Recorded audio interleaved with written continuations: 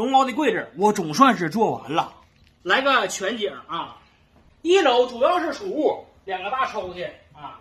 这边呢是那个他们的卫生间，卫生间揭开呢，下边呢还是储物，他们收拾卫生用的一些东西。这个拿下来，拿来之后可以放盛的东西，然后呢好方便往出拿。平时呢也不用开门就能够清理。它这个是2段式的，只要把这个门打开，往出拽一丢丢，你好，让里边这个地方露出来之后就可以拿了啊。当然它搁这里边呢，你出去不？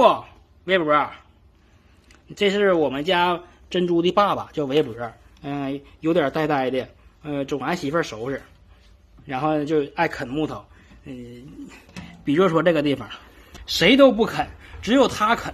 而且还专找这种造型难做的地方啃，他啃完之后，我再想做这个造型老难了，所以说我就给他扔了块木板。但是他的战斗力非常的强悍啊，一天一宿刻成这个型了，哎呀，越狱了。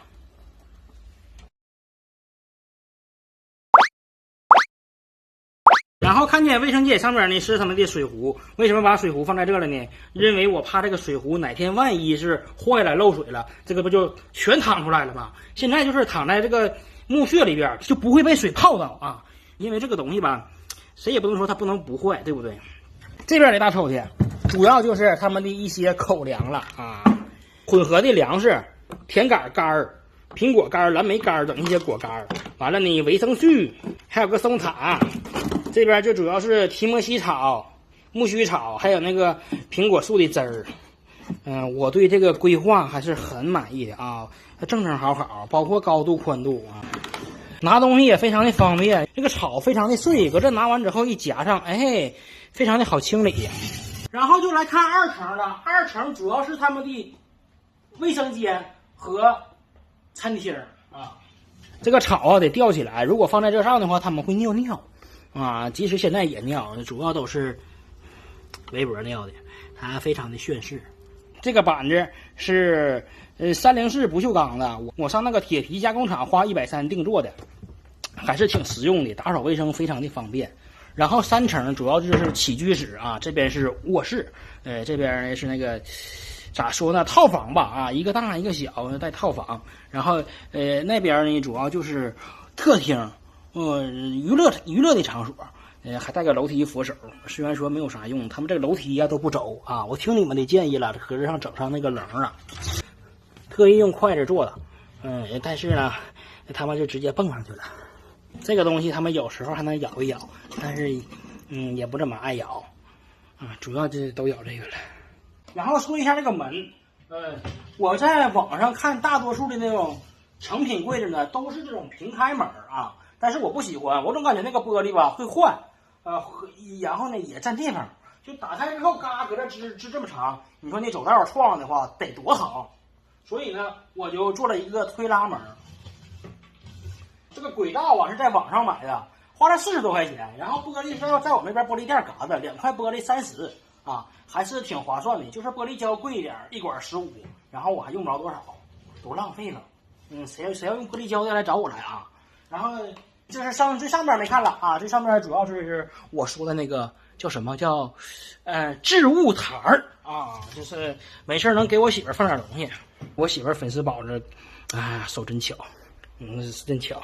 这也是苹果树的干，因为他们巨爱吃这玩意儿，所以说在这也放了一块然后上面还是储物啊。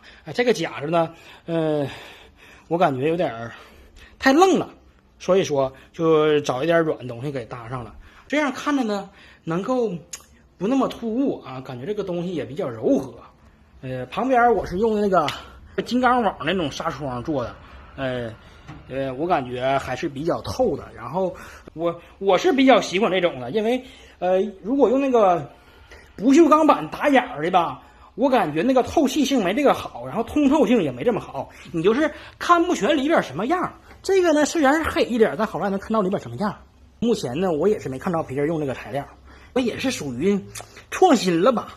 然后给你们介绍一下成员了啊，现在躺着睡觉的啊，睁眼睛的没睡觉，休息的是铁蛋儿，就是王蛋爹的亲闺女。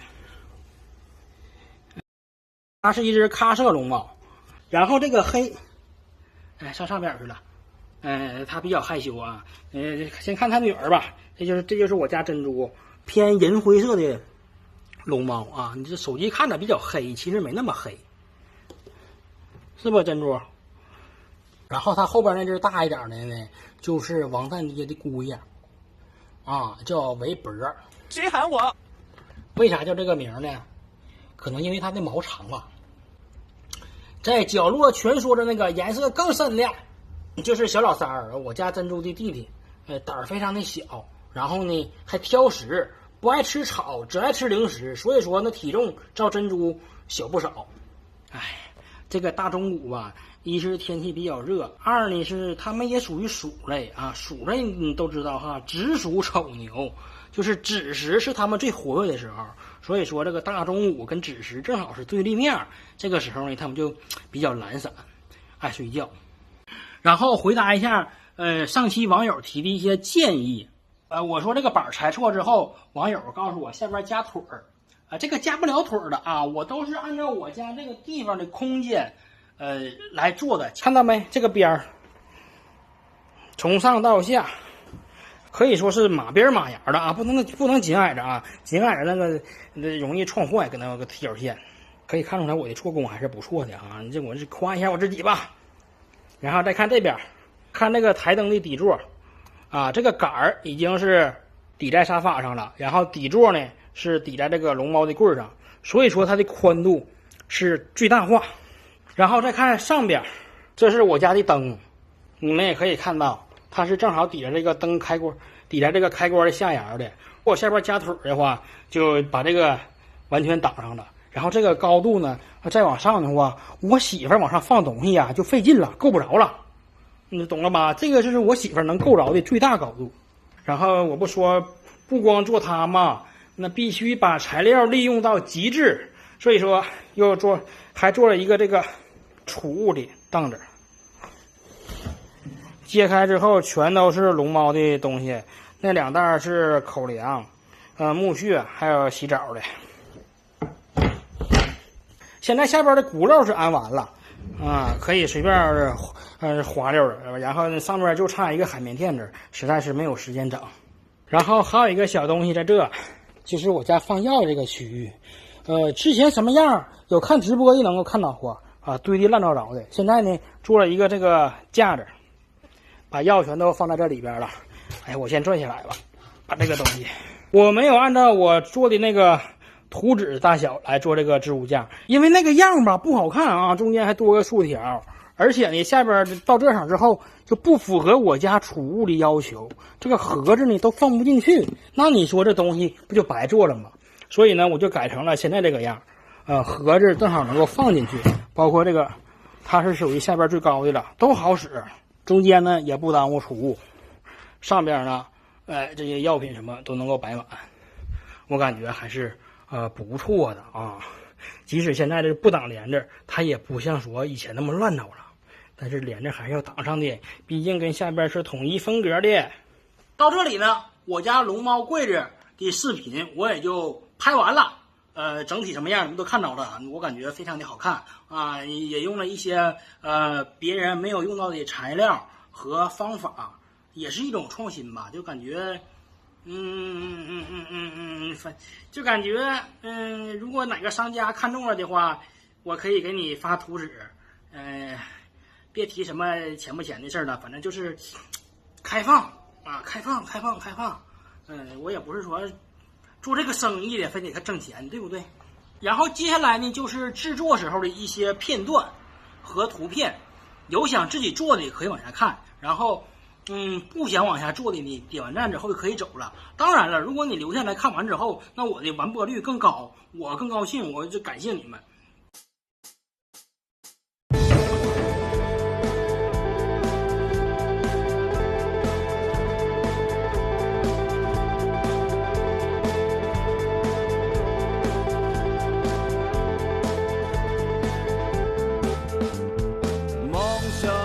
在什么地方，总是那么令人向往。我不顾一切走在路上，只是为了